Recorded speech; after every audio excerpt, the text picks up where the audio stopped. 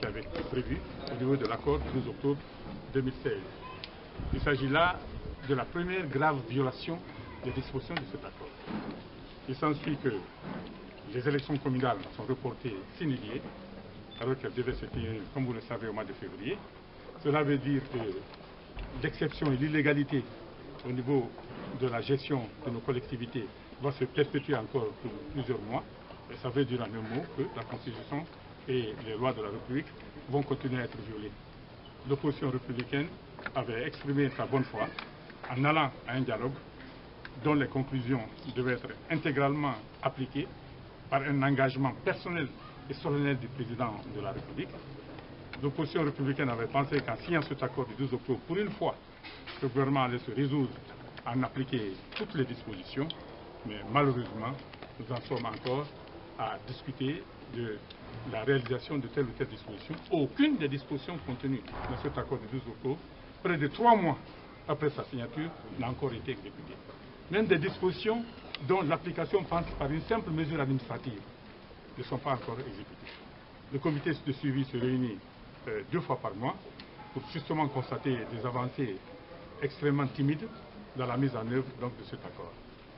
Donc, compte tenu de ce qui s'est passé donc, hier, c'est-à-dire le fait que l'Assemblée nationale, évidemment soutenue par la mouvance présidentielle et qui a pourtant participé à ce dialogue et qui a apposé sa signature au bas de l'accord du 12 octobre, n'ait pas pu examiner ce projet de code électoral, donc l'opposition républicaine a décidé donc de dénoncer avec une extrême énergie cet état de fait. Il s'agit d'une grave violation d'un accord qui a été conclu avec le gouvernement et sa mouvance politique, c'est-à-dire le RPG essentiel et ses alliés, et ça, nous ne l'accepterons pas. Nous allons, dans un premier temps, saisir la communauté internationale qui a participé à ce dialogue à travers ses représentants en Guinée et qui a aussi apposé sa signature au bas de l'accord du 12 octobre 2016. Nous allons également la rencontrer. Nous allons saisir toute la communauté internationale à l'extérieur. Nous allons rencontrer à l'intérieur du pays des membres du clergé, les membres de la commission de réconciliation nationale, les sages du pays, parce que c'est toujours eux, lorsque nous déclenchons nos manifestations, qui viennent vers nous et qui plaident pour une accalmie. Nous allons également écrire à toutes les personnes qui sont concernées par la stabilité politique de la Guinée, à l'intérieur comme à l'extérieur du pays. Et nous allons mettre en garde les autorités contre cette violation flagrante d'un accord politique qui s'appuie lui-même sur les dispositions de la Constitution et des lois de la République.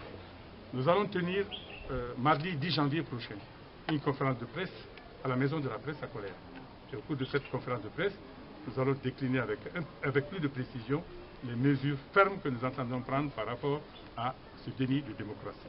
Dans l'entretemps, nous décidons de suspendre notre participation à tous les travaux du comité de suivi chargé de l'application de l'accord politique interguinéen du 12 octobre 2016. Et nous rappelons à toute l'opinion nationale et internationale que l'opposition guinéenne est une opposition responsable et une opposition qui aime la paix et la stabilité politique du pays, que c'est une opposition qui ne se laissera pas faire, qui ne laissera pas une dictature insidieuse s'installer dans ce pays et nous amener vers des situations encore plus graves et plus regrettables que celles que nous vivons aujourd'hui. Nous allons tout mettre en œuvre pour que le droit soit respecté, pour que les élections se tiennent. Ces élections locales sont reportées régulièrement depuis 2011 jusqu'à maintenant. On refuse qu'elles se tiennent parce que le statu quo arrange le pouvoir, la situation actuelle arrange le pouvoir parce que les conseils de quartier, les conseils du district sont nommés par l'exécutif et vous savez que ce sont des entités qui jouent un rôle important dans le dispositif de fraude qui est mis en place par ce pouvoir lors des élections nationales et locales. Donc nous n'accepterons pas que cette situation se perpétue. Tous les pays autour de la Guinée ont déjà fait au moins une fois, sinon 2 fois, leur cycle d'élection. La Guinée jusqu'à présent en est à des atermoiements, à des faux fuyants lorsqu'il s'agit d'organiser des élections. Le professeur Alpha Condé ne se résigne à organiser une élection qui est arrivée à échéance qu'après des manifestations, qu'après des dizaines de morts, qu'après une situation pratiquement insurrectionnelle dans le pays.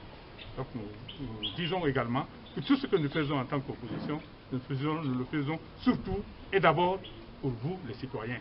Lorsque les élections se tiennent à date, c'est à l'avantage de tous les citoyens. Lorsque la gouvernance politique, économique et sociale, elle s'améliore, c'est à l'avantage de tous les citoyens. Donc le combat que nous menons, ce n'est pas un combat en notre faveur ça sera un combat en faveur du peuple guinéen, en fonction des jeunes que vous êtes, en fonction de la société civile, en fonction de toutes les composantes de la société guinéenne.